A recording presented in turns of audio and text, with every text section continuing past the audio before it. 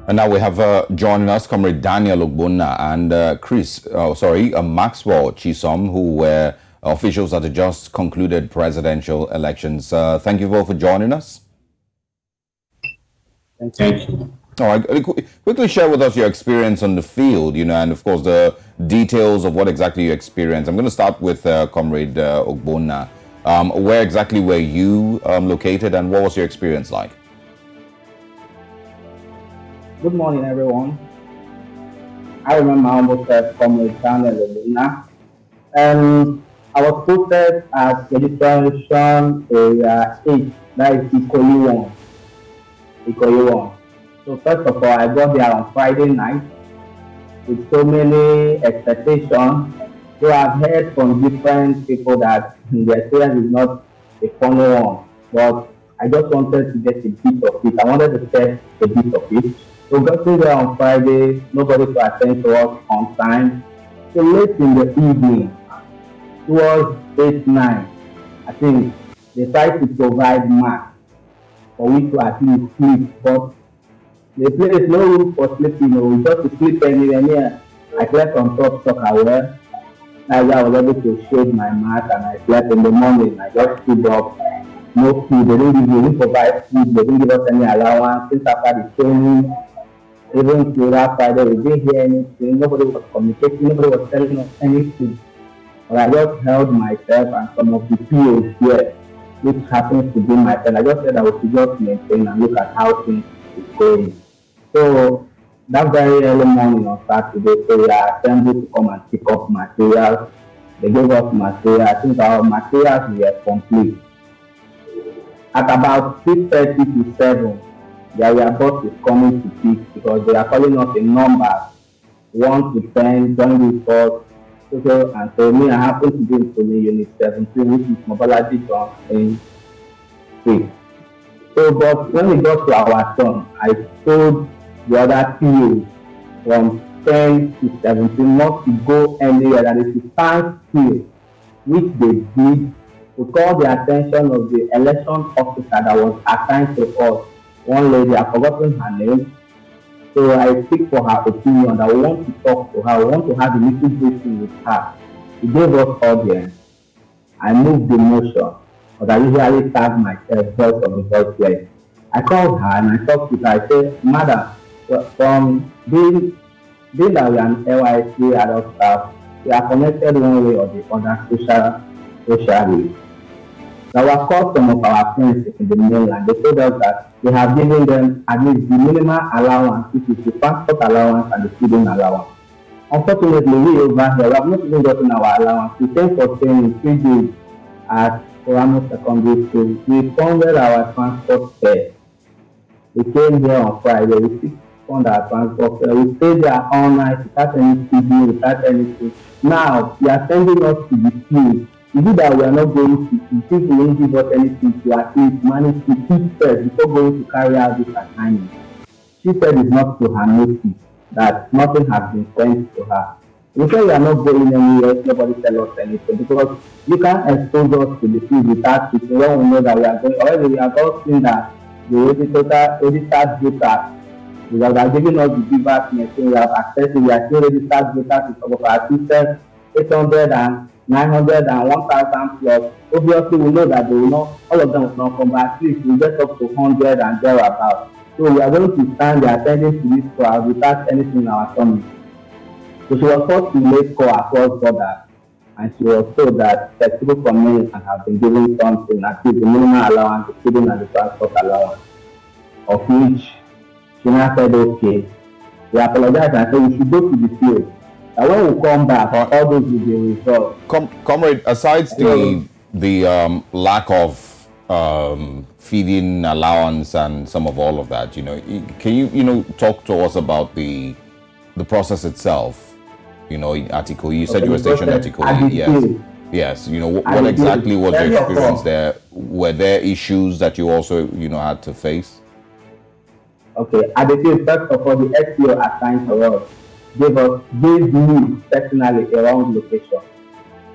I was supposed to be at the neighboring street, but they placed me where Unit 18 was supposed to be. and already reaching them, but to arrive late, I arrived there 10 a.m. And I've already started, because already we were told that the lesson is supposed to start 8:30. So people are already there waiting for us. So I've set up the box, set up everything, only for some persons to come and tell us that this is the wrong following, that we're not supposed to be here, that people are waiting for us at the other end, and the place is a bit far. So I told her that unfortunately I can't join any vehicle to convey this material back to that place. So we are only allowed to enter INEC vehicle or police vehicle. As I read that, it took me time to set up this thing. Moreover, my APO1 is not active, my APO2 is not active. In fact, it was a little girl that I assigned to me that told me that it was the mom that came for the training, but the mom just slotted her in. So the pressure was on me, the stress was on me. So after setting up this thing, my SPO left. So I was the only one there. The people were like making issues that they can't vote there, I have to move it to the other side. I said, sorry, it is not in my power to move. I'm working under instruction. So luckily I called my people, the election officer. She came. When she came, she talked with them, pleaded with them that okay, they should all let all of us move to the other side. But the people already on that they are not moving that. So it is easier for those people to come over here than for we to move to that place. Haven't set up all the things. Wow. After a series of arguments, they allowed us. Comrade Ogbonna, it's not really a very pretty picture. It seems you've had a very unfortunate experience in terms of your being on ground at the elections this year. Let's find out if Comrade Maxwell Chisom has similar experiences or a different one. Talk to us about your own experience as well in terms of the voter turnout at the venue. Did you see a large number of voters? And did things move as planned? Okay, ma'am. Thank you so much. I will first of all start from when I arrived at my back center, which is Kuramo Secondary School. So when we arrived, I tried to observe how things were going there. So around that time 9 p.m., that is when they started bringing us some material, some sensitive materials. 9 p.m. or 9 a.m.? So 9 p.m. on Friday night. All right. That's when they started bringing all those. So they started sharing it around that 9:30. But I was like, why are they not sharing it single by single? Like all the POs, they will be just calling us one after the other. Like they will be calling 1 to 20. If you come, they will just give you one of the material. You go again, you come back again. I will be like, is it supposed to be so like this? Why are they not using it? Or are they using it for something else? Or is it their delay tactics? Or is it poor planning or something like that? I don't know. But they will just be calling us one after the other to share one material or the other. So they were still doing it till the morning. I didn't even sleep for once. Till morning. Even till around that time, after 7 in the morning, they were still sharing materials. So until some press and observers, top officials came to our center, that's when they started chasing us. Okay, let's just be going to our polling unit, be going. If any material left, they will bring it to us. Let's just be going. I was like, how am I going there? What will I do? Since I don't have stamp, my materials are not complete. I don't have stamp pad. I don't have. They just asked us be going. But were you given any briefing before Saturday? Were you given any briefing? No briefing. I was like, I tried as much as possible to know my PO. I was choosing my PO up and down, give me complete material. You are just leaving me out the crowd, like, because if I went there and start telling them this, that, they will think that I'm on the plan something, you know. Let him give me my complete material. Also, so I'd like to ask, I'll just start my work. As a follow-up question, were you trained before the elections? And is this your first time working in this capacity? I've done the election before, even before now. I've done it before.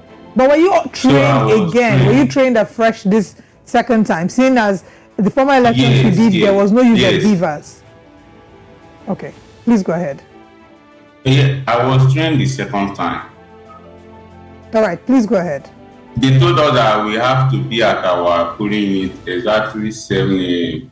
And even up to after 8, we are still sharing materials, which is not supposed to be so. And okay, so when I now left my polling unit, when I get there, people were already, there was already crowd there, and they were lamenting. I know that different human beings, they have different thinking and all that. I believe that they might be thinking that we might have done 1 or 2. So before I started setting up my everything. After setting, I have to address them. Tell them the material that were not yet present. That my SPO told me that he will be bringing it like soon. I should just go. I explained to them everything. So after everything, after I've told them that I don't have my stamp pad, this, are we good to just start it like that? Okay, I let us suggest, okay, maybe we'll check by our nearby polling unit whether they have, so that we can borrow from them. They all agreed. So when I started, like, I will use my BVAS to activate 1 or 2. Some will be telling me no record found. Whereas when I checked the hard copy of the registered voters, their name were there. So I just sent that there is something wrong. Okay, so, and they have already started lamenting that this is their polling unit, this is where they have been voting. So why is the BVAS telling them no record found? So I tried to call my SPO and the LACTEC. They were not picking up. So I decided to just give out my number to them, give out the number of SPO to them, all of them, so that they will start calling them. So I just shared the number of SPO, even the LACTEC, to them, to the crowd. So they started calling them. This person. So immediately, in less than 5 minutes, they attended to us. They came to our polling unit, and I explained what happened.